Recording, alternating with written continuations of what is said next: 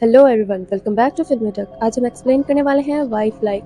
Future based ये company super intelligent robots बनाती है जिनको ये कहते हैं वाइफ लाइक। असल में ये उन लोगों को ध्यान में रख के बनाई जाती हैं जिनकी वाइफ की डेथ हो चुकी है, लेकिन ये बहुत ज़्यादा महंगी होती हैं। सिर्फ अमीर लोग ही इन्हें अफोर्ड कर सकते हैं और ये हर काम कर सकती हैं जो कि आपकी वाइफ कर सकती हैं, जैसे आपसे प्यार करना, खाना बनाना, उठना बैठना, आपका पूरी तरह से ख्याल रखना। वाइफ लाइक में सारी मेमोरीज फीड कर दी जाती हैं जो कि आपकी वाइफ के अंदर होती हैं। इससे वो आपका बेहतर ख्याल रख सकती हैं।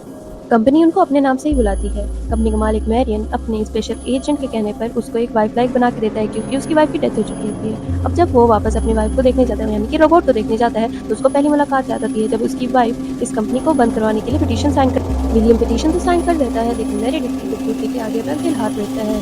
अब विलियम मेरेडिथ की वाइफ लाइफ को अपने घर पे ले जाता है। वो उसको पहली दफा सांस लेना सिखाता है, उसको उठना बैठना हर तरीका सिखाता है।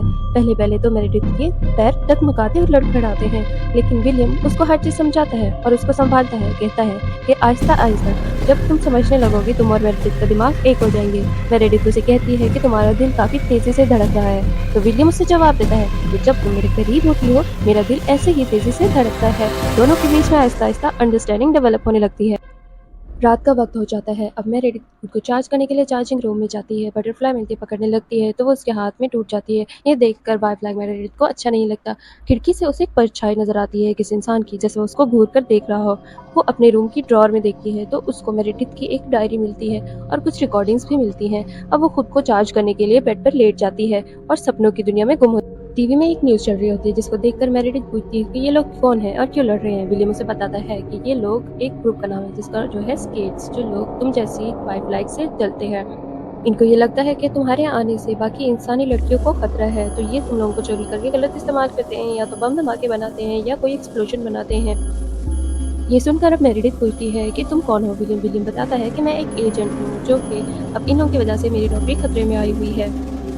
अगले दिन विलियम जब अपनी जॉब के लिए निकलता है तो उसको पता लगता है ऑफिस में कि एक और चोरी हुई है, और पिछली दो बार तक जो चोरी हुई थी अफवाह हुई थी, उनकी लोकेशन ट्रेस हो चुकी है। बाद विलियम अपने बॉस से रिंग मास्टर के बारे में पूछता है। उसका बॉस कहता है कि अभी तो रिंग मास्टर के बारे में पता नहीं लगा, लेकिन फिर भी हम सबको बचकर चलना होगा क्योंकि हालात बहुत खराब हो रहे हैं। फिर हमें मेरेडिथ और विलियम दिखाए जाते हैं। मेरेडिथ विलियम के लिए एक पिलो बनाती है जिस पर बना होता है लाल कलर का बर्ड। अब विलियम से देखकर बिल्कुल भी खुश नहीं होता। मेरेडिथ बेचारी भी परेशान हो जाती है। विलियम से कहता है कि रात में जब पहले दिखा मिलेगी, मैंने फ्लैश कर लगी थी, जमीन पे काटा तो क्या अपनी मेरेडिथ हंसने लगती है और कहती है हाँ मुझे याद है, मैंने कहा था जी हाँ। ये सब बातें करते हुए दोनों एक दूसरे को किस करने लगते हैं। और फिर हमें अगला सीन दिखाया जाता है।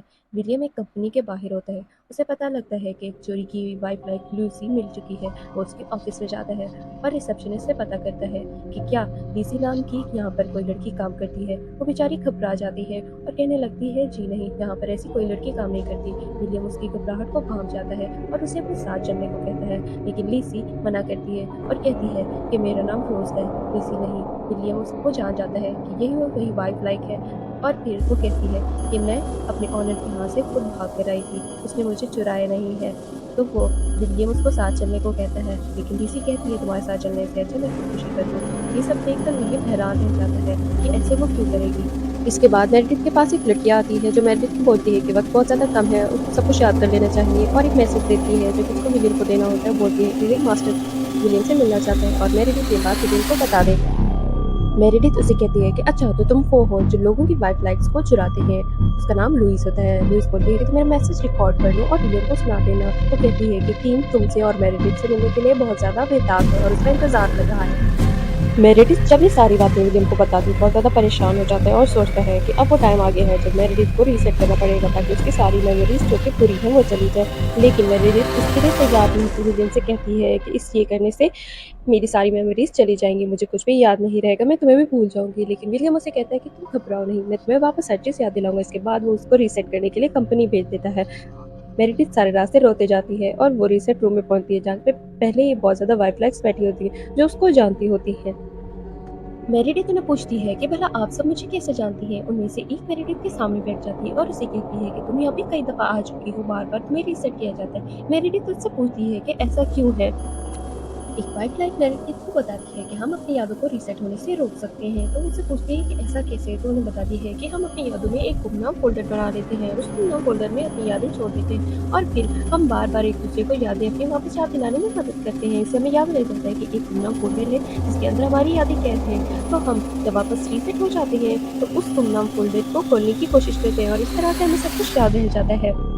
इसके बाद जिसको जितना याद होता है सारी फाइव लाइक्स मेरिडिथ को उसकी यादें याद दिलाने में मदद करती हैं और उसको समझाती हैं कि किस तरह से वो इस सब से बच सकती है। इसके बाद वो वाइफ लाइक मेरिडिथ के साथ लेट जाती है और बेहोश होने में उसकी मदद करती है। बेहोश होने से पहले मेरिडिथ आइडो से कहती है कि वो उसकी यादों को किसी रैंडम सिलेक्शन में गुम कर दे।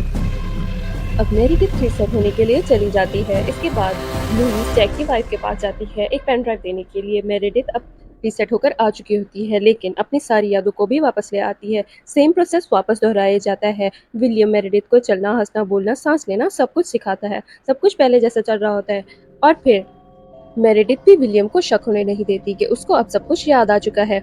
जैक जो कि कंपनी का ऑनर होता है आकर बोलता है कि तुमने ये कीन को मारा और तुम्हारी वजह से हम इतनी मुश्किलों में फंसे हैं। तुम्हारी वजह से मेरिडिथ की भी जान गई।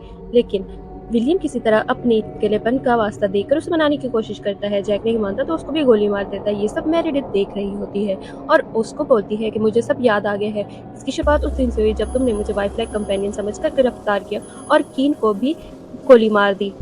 तुम अच्छी तरह से जानते थे कि ना तो कीन कोई जासूस है और ना ही मैं वाइफ लाइफ हूँ। और फिर जब मैं तुम्हारे घर आई पिटीशन साइन करवाने के लिए तुम हाथ धोकर पीछे पड़ गए। तुमने कीन को भी मेरे सामने गोली मार दी और मुझे अपने घर ले गए। लेकिन जब मैं तुम्हारे बातों में ना फंस सकी तुमने मुझे भी उस पिलो से मार दिया।